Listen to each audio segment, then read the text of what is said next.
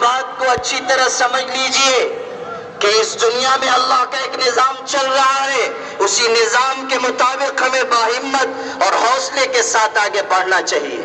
آج کی یہ احتجاجی تاریخی ریلی تمام ملک کے اوپر یہ واضح کرنے کے لیے بہت کافی ہے کہ مسلمان ظلم و ستم کو دیر تک برداشت نہیں کرے گا۔ ہم صاف کہتے ہیں کہ جو ہجومی تشدد ہے، ماب لنچنگ ہے، یہ موبلائز لنچنگ ہے، یہ پولیٹیکل مرڈر ہے، اور یہ ایک سوچے سمجھے منصوبے کے تحت پھیلائی جا رہی چیز ہے۔ یہ سرکاری اور غیر سرکاری دہشت گردی ہے، اور دہشت گردی کا راستہ روکنا اس ملک کے تمام باشندوں کا فرض ہے۔ ہم محسوس کر رہے ہیں کہ اس ملک میں جو پوتر سیتا کا دیش ہے، اس پوتر سیتا کے دیش میں راون کے قدموں کی آہٹ محسوس کی جا رہی ہے، اور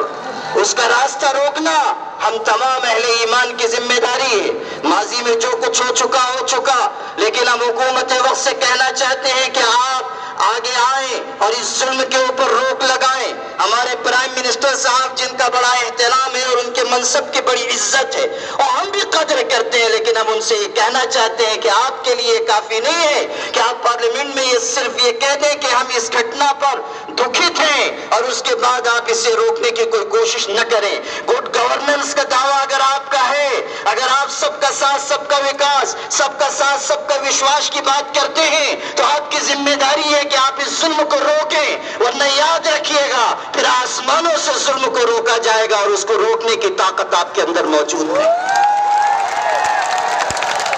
میرے بھائیوں،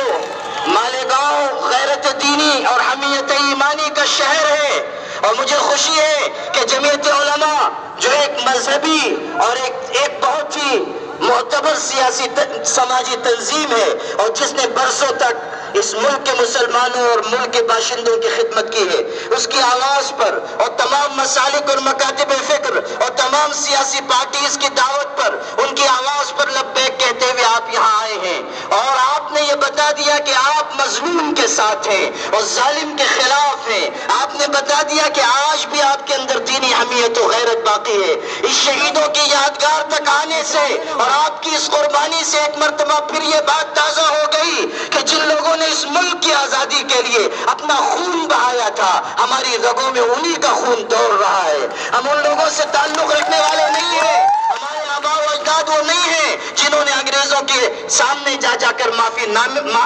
نامہ داخل کیا تھا اور اپنے آپ کو انگریزوں کے پنجے ستم سے بچانے کی کوشش کی تھی۔ میرے بھائیوں، آپ کا یہ اتحاد بڑا قیمتی ہے، اور یہ تمام مسالک، مکاتب فکر، تمام سیاسی پارٹیز کا ایک منچ پر اکٹھا ہونا اور تمام مسلمانوں کا بلا تفریق مسلک مشرب یہاں جمع ہونا اس بات کی علامت ہے کہ مسلمان آج بھی الحمدللہ متحد ہیں اور ظلم کو روکنے کی طاقت رکھتے ہیں۔ میں پوری بصیرت کے ساتھ کہہ سکتا ہوں کہ نور کی یہ کرن ظلمات پہ بھاری ہوگی، نور کی یہ کرن ظلمات پہ بھاری ہوگی، رات تمہاری ہے تو کیا صبح ہماری ہوگی۔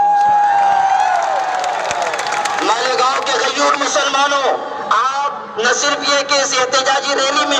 آپ نے شرکت کی، بلکہ اس کے بعد بھی آپ کو ظلم کے خلاف آواز اٹھانی ہے اور تمام برسر اقتدار طبقے کو یہ پیغام دینا ہے کہ یہ دیش ہمارا دیش ہے، اس دیش سے ہم کو محبت ہے اور پریم ہے، اور ہم کبھی اس دیش کو مٹتا ہوا، اس دیش کو غلط سمت میں جاتا ہوا نہیں دیکھ سکتے۔ اگر یہاں یہ بدامنی پھیلے گی تو ملک کا نقصان ہوگا اور دیش کا نقصان ہوگا، اور ہم جیتے جی اس کو برداشت نہیں کر سکتے۔ یہ دیش ہمارا ہے، یہ دیش ہمارا تھا، یہ دیش ہمارا ہے، یہ دیش ہمارا رہے گا، اور ہم اپنے لوگوں کے آخری قطرے تک اس دیش کی حفاظت کریں گے۔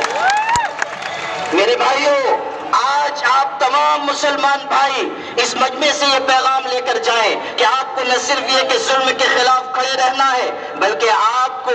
اپنے دین اور اپنے ایمان کے اوپر بھی قائم رہنا ہے۔ صرف نعروں سے، صرف جذباتیت سے، صرف امنگوں سے، صرف جذبات کے نعرے لگا دینے سے قوموں کی تقدیر نہیں بدلا کرتی. اگر آپ اپنی تقدیر بدلنا چاہتے ہیں تو اللہ اس کے رسول سے اپنا تعلق مضبوط کیجئے اور سمجھ لیجئے کہ جب زمین کے سارے دروازے بند ہو جاتے ہیں تب بھی آسمان کا دروازہ کھلا رہتا ہے.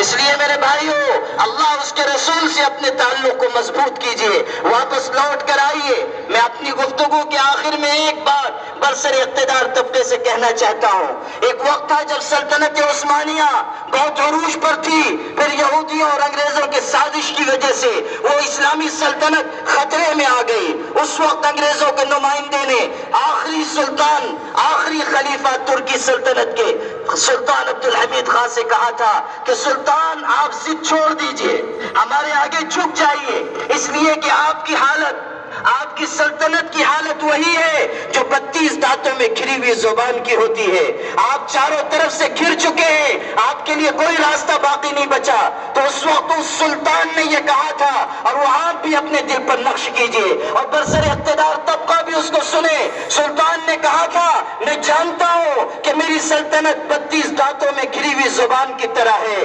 لیکن یاد رکھنا اللہ کا قانون یہ ہے کہ 32 کے 32 دانت گر جاتے ہیں، زبان اپنی جگہ قائم رہتی ہے.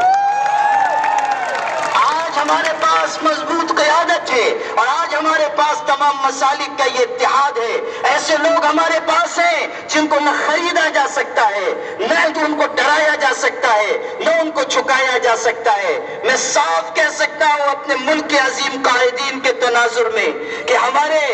جو قائدین آج ہیں وہ ایسی زبردست وراثت رکھنے والے ہیں کہ وہ اس مشکل وقت میں بھی امت کی کشتی کو ساحل کی طرف لے جائیں گے. کہنے والے نے کہا تھا ایسے بزرگوں سے ملتا ہے ہمارا شجرہ. جو لوگ بڑے ہیں، بڑے رہتے ہیں، یہ الگ بات ہے کہ خاموش کھڑے رہتے ہیں. جو لوگ بڑے ہیں، بڑے رہتے ہیں، ایسے درویشوں سے ملتا ہے ہمارا شجرہ جن کی ٹھوکر میں کئی تاج پڑے رہتے ہیں. وآخر دعوانا